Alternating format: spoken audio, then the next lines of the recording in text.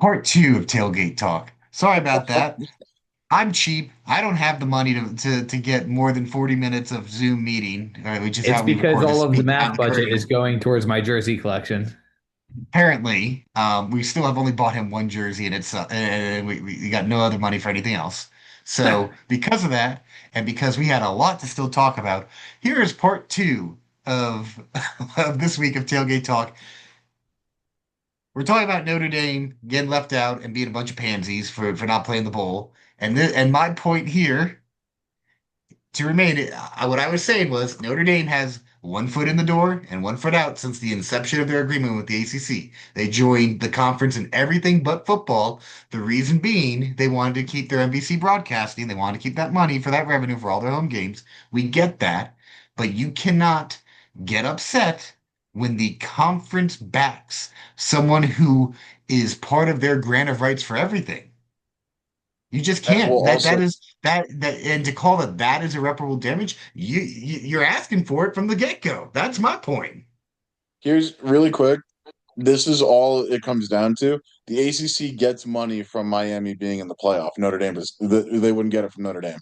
So of course the ACC is going to go to bat, like David said, for a team that they're going to get money for. And as a Clemson fan, I'm happy that they did because then Clemson gets some money because it's every round that Miami goes, that's money to the conference. So I like David said, I don't have a problem with it. Um, I will say that if the irreparable damage leads to Notre Dame leaving the ACC and other sports, that does open the door for Clemson to get out as well. So, Joe, if you guys really want to leave, go. Please let us get out too, and we'll call it a business decision. I want to real quick. I think what Nick and I have talked about as what at least what I see down the road is that eventually, no matter what, the Big Ten and the SEC are fighting for more guaranteed spots. At some point, they're going to say, "Screw it, we are the two best conferences. We're going to have our own thing. That is all we're going to do, and that will be the national champion." I don't necessarily disagree in this point because if that's how it's trending, then I'd rather get something confirmed and actually do a playoff that has a structure that you can't argue with, like we are arguing about this one. And then if that becomes the case, I know right now Clemson's stuck in the ACC, they're left out of it, but I'm sure they would try and make a jump to the SEC or the Big Ten if they could. Joe, you were kind of saying, I guess, that you're not opposed to it. Do you, in that case there, do you think that the rest of the Notre Dame fan base would get on board with joining a conference that way they could be within playing for the national championship between the Big Ten and the SEC? No, I don't. Before before I think I'm the minority. I think Notre Dame is enriched in tradition, and that's one of the great things about this program, especially when it comes to football. Um, but I am a new age Notre Dame fan. Only became a Notre Dame football You may fan not be within the the last person to have decade, but this discussion with then if you're already kind of agreeing with us, but because but my whole my I've thing had thing, is talks I've my had whole talks thing with is two things, real quick. Number we all one, have our own thing to say. number one, a Big Ten SEC challenge does not sound like a good playoff to me. There should be variety. There should be that's what makes the greatest tournament in sports, March Madness, so unique, right? And they should look to not copy it, but almost follow that as much as they FCS possibly model. can. And yeah, I know it's a lot smaller. I know that. But they should look to emulate it in a smaller version. Number two, FCS. number Sorry. two, right? Number two is I am in agreement with a lot of the things that you guys have to say. However, I think that the committee is to blame, and I think that the committee has a lot of issues in the decisions that they make. And I don't I say that on Notre Dame's behalf. I say that on a lot of other teams' behalf. I am somebody who thinks that the committee is not the greatest, and I don't think that there's a set way of doing things, and I think that's a problem. You need to have a set memorandum of how things are done. And I'm not saying Notre Dame should be in if they make it into the top 12, not that type of memorandum. I'm saying there should be a set rules to follow. Otherwise, you leave it up for interpretation.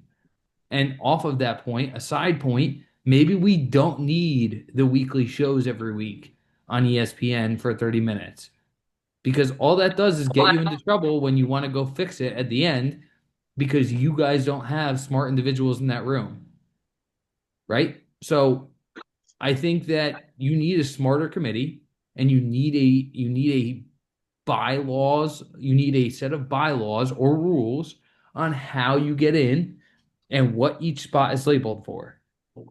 And I'm not saying that as for Notre Dame, I'm saying that as an overarching take. I know David will have some thoughts on that. I agree with the weekly shows. We don't need them if that's what it's just opening up more stuff. I've talked to a couple Notre Dame fans since it's happened, and the general consensus I've gotten is that they would rather die than join a conference. So Correct. I do think that whether it's just tradition or entitlement, whatever, a lot of the Notre Dame fans would rather keep their independence than anything. So I that's just my thought on it. At some point, if that's the thing that matters the most for you, then fine. That's your choice.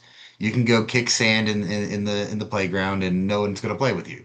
Because that's what's starting to happen. That's what's starting to be said is that you're now hearing about AD saying that, you know what, we're just not gonna schedule Notre Dame. They can play their cupcake schedule, is what they were saying.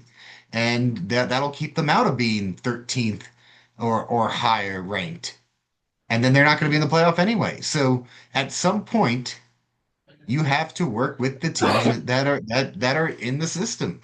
You cannot think that you are the only one who has the right to pageantry and heritage and history in college football. Every single program believes that they have some part of that. That is what is one of the great things about this sport is that there is so much history and so much tradition. And I get that Notre Dame doesn't want to give up their independence because of that. Guess what? At some point, every single conference is going to be at like 9, 10 games. So who are you going to play? They're not going to have anyone to play. You're going to lose out on your on keeping some of those rivalries that you hold dear, and because you weren't willing to adapt to it. It's just in my eyes, I don't think that any program in any part of the country is, and the word I used that I told described it to Nick was God's gift to football, to college football. I don't think any program has that right because I truly believe that Except without the Alabama. sum of what? Except Alabama. No, even them, screw them. I don't care. I was I being don't. sarcastic. But my whole point is it the sum of the parts is better. The sum of the parts is better than the individuals in this case.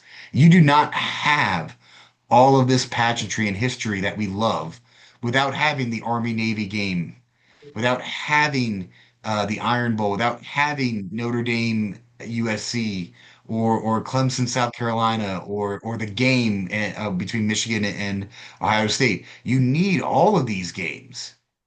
And if you're going to be kicking rocks on the side saying, "Well, I don't want to play ball with the other teams," guess what? Things are going to get left out.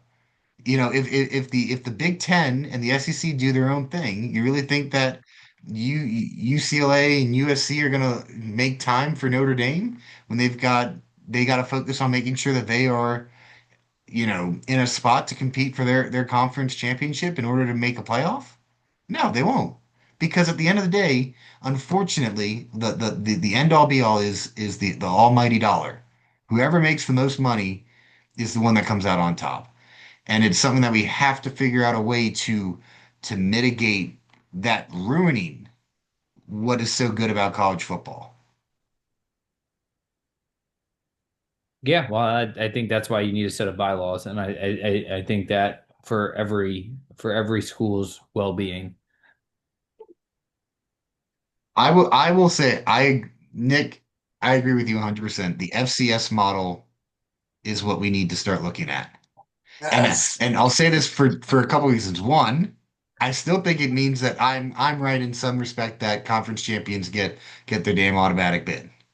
But The it I've been conference, also telling I've been opens it up I've been enough that telling you since you started, it's the compromise. It's the best of both worlds. I don't know why you're just now having the epiphany. I've been telling you for weeks. It's the best of both worlds. It's a great model. I have to look more It's into the model. I don't know it, much about it. it's it's 24 teams. Every conference winner gets in, and then the rest are at large. Yeah, that's the way it should be. There you go. I've been It's the I don't same model as the boys NCAA tournament. exactly. I've been pounding my chest for this for weeks, and now all of a sudden, now you're on my side. Well, I mean, yep, Interesting. I didn't know much about the yep. model, so I didn't weigh in. FCS supremacy rolled ins, baby. I just you know what? I was stuck with the